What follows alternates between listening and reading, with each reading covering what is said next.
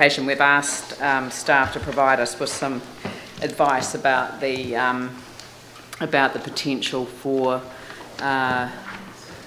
retaining the existing boundaries and also maybe a fallback position as well, so that we've got some other options to consider in this area. That's very positive. Thank you.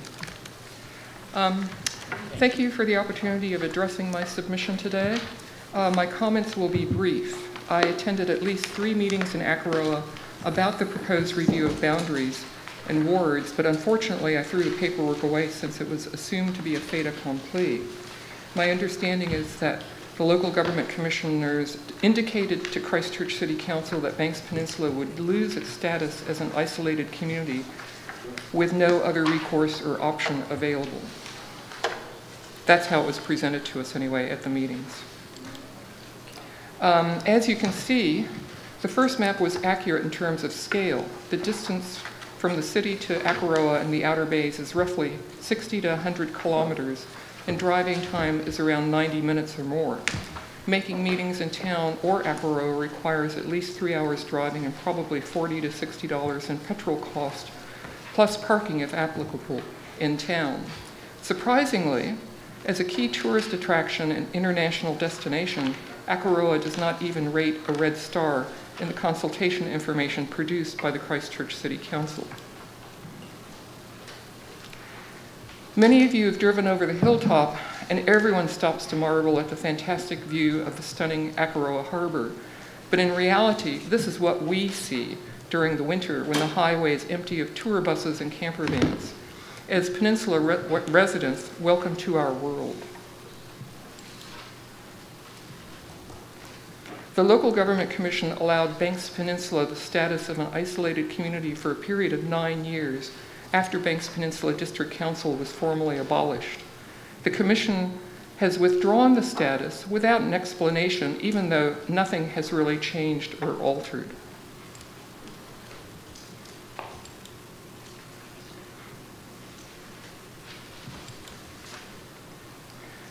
My guess is that government intends to streamline and downsize everything into supersized councils with large wards without giving due regard to the Act of Parliament provisions, which are to provide for the effective local government that recognizes the diversity of New Zealand communities and provides for local authorities to play a broad role in promoting the social, economic, environmental, and cultural well-being of their communities, taking a sustainable development approach.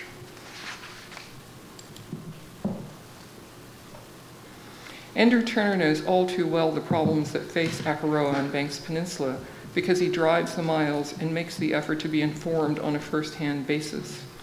A single councillor based in the Sumner area will have their own problem on top of dealing with the CBD issues, the rebuild, and addressing the needs of Peninsula residents. One councillor representing Sumner and Banks Peninsula cannot be expected to cover all of the details because of the distance and distinct needs and differences of rural communities. What looks good on a piece of paper may not provide effective representation to remote and isolated communities on Banks Peninsula. In conclusion, prior to making a decision, it would be prudent to review the evidence and carefully consider all the reports that were considered by the Local Government Commission to determine that Banks Peninsula is no longer an isolated community, and all the council reports that prove that by eliminating the councillor for Banks Peninsula, the same level of service and representation will be maintained for ratepayers living in rural communities around Banks Peninsula. I'd like to express my appreciation to Andrew Turner and the Akaroa Raiwiwa Community Board for their commitment to the communities of Banks Peninsula. Thank you. Excellent. Andrew, I guess you'd like to start. Well, I'd like to start by thanking you, Victoria, for your kind words. And as I've often said, one of the things that makes my role as manageable as it's able to be is the strong relationship I've got with Pam Richardson and the Akaroa Wairewa Community Board. It's the strong relationships with the 2 community boards on the peninsula that make the job manageable. I'm interested in the submission talks about keeping the status quo and doesn't talk about any other ways of mitigating the effects of the proposal that we've put out for consultation that you're certainly describing as negative for the peninsula or not conducive to good representation for the peninsula. If we ended up with a situation where we were looking at the existing Banks Peninsula ward plus, for example, the Heathcote Valley or plus, for example, just Sumner, rather than the whole larger extension that's proposed in the model that we've gone out for consultation with, would that be something, in your view, that would be acceptable to you and to Peninsula residents, or is it really, you're saying to us, just keep things the way that they are? I think if you were to consider another proposal of a different ward structure, you're simply moving the deck chairs around on the Titanic. What works, works. We are separate, we are isolated. During the earthquakes, we got along reasonably well because we were self-reliant and totally cut off for several days.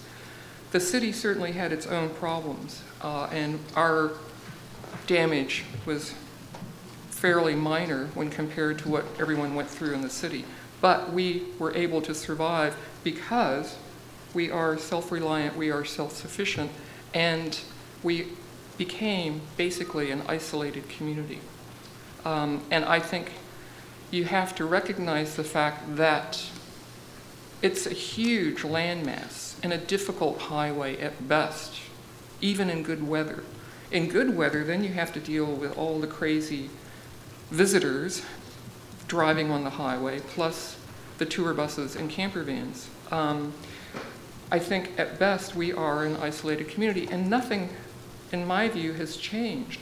I'd like to very much see the reports that the local government commissioners reviewed to alter their position, because I don't know what has changed. And a further question, if I can, on the community board arrangements. Clearly the proposal has got the existing Akaroa Wairewa Community Board retained, and we had some discussion and some debate about that before we went out with this proposal.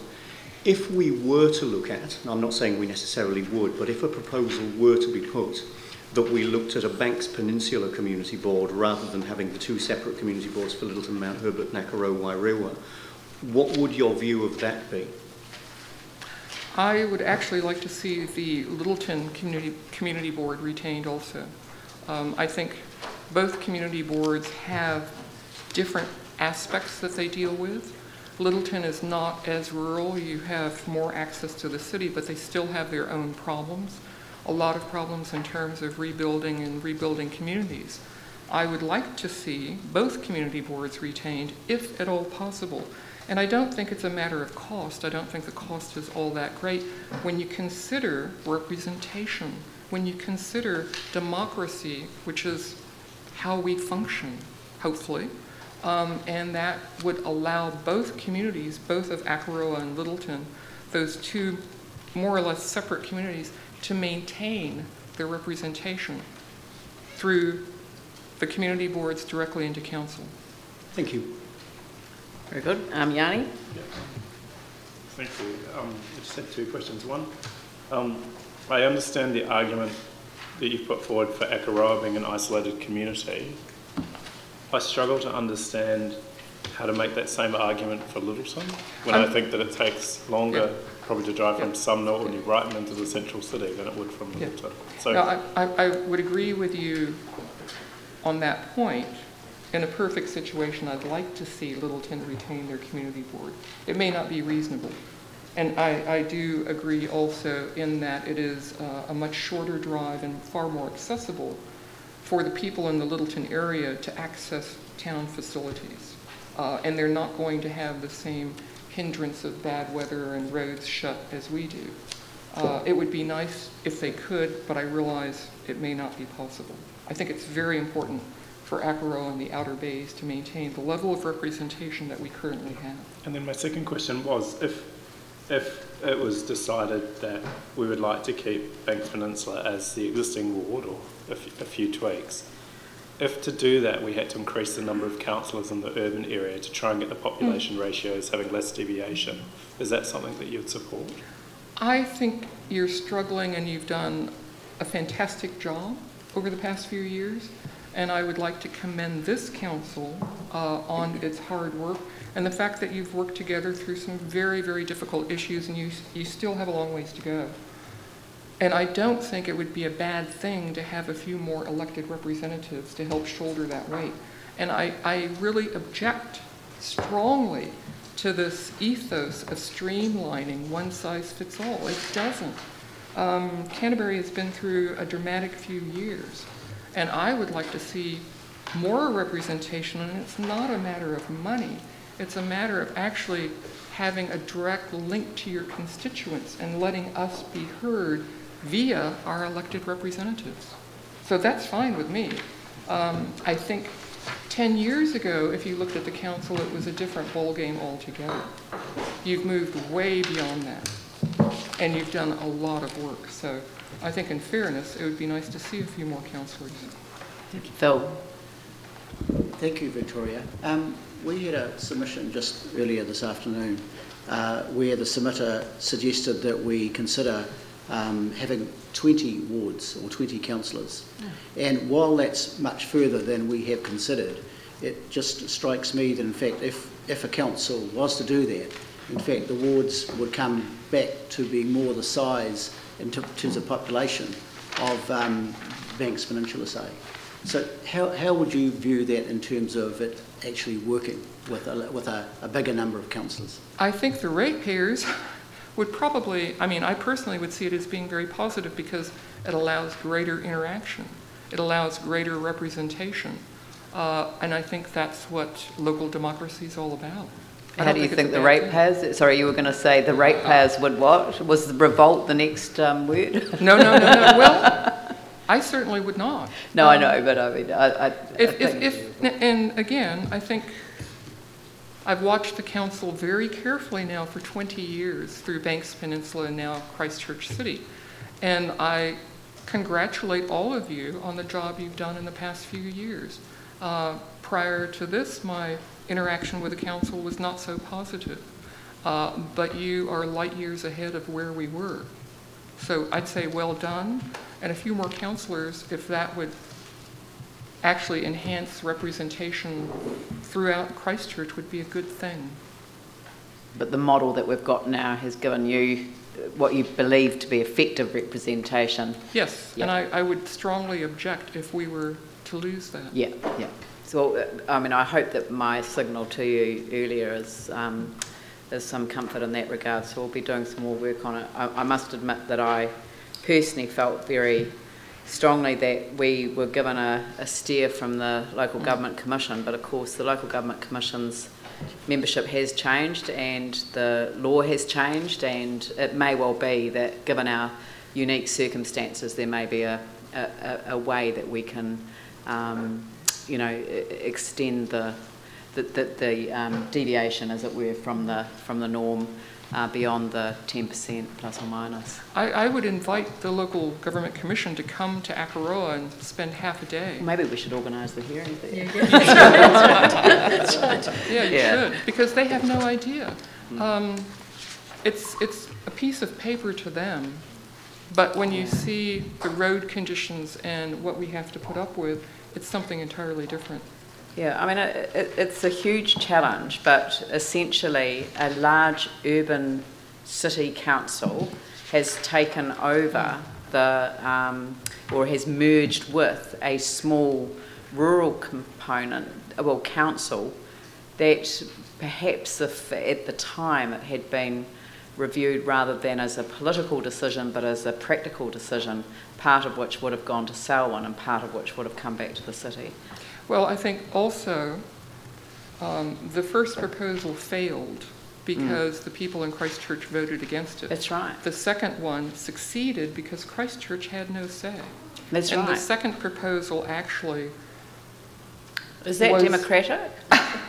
No. I objected to it in principle, but there were strong political motivations behind it. That's why I said if it wasn't Yeah. a political decision, Yeah. then perhaps it would have been, you know, a split, so that a rural community would have stayed with the rural council with the expertise in that area and the connections around the lake there, and the Littleton connection would have been re-established between the hills. So, But I think too, in fact, that was a political decision as to why Littleton was ever put with Banks Peninsula in the first place. but I think too, in fairness, there has been a close association between the people in the city and Akaroa and Banks Peninsula for generations. There's no question about that. I mean, the vast number of temporary population that Akaroa experiences are actually Christchurch residents who also have a residence in Akaroa. Yeah. All right, well, look, thank you very much, and thank you for coming over and making such an effort to present the position. I hope that the solution that we come up with will be something that will be worthwhile. Thank you very much. Thank you. Next we have the Rod Donald Banks Peninsula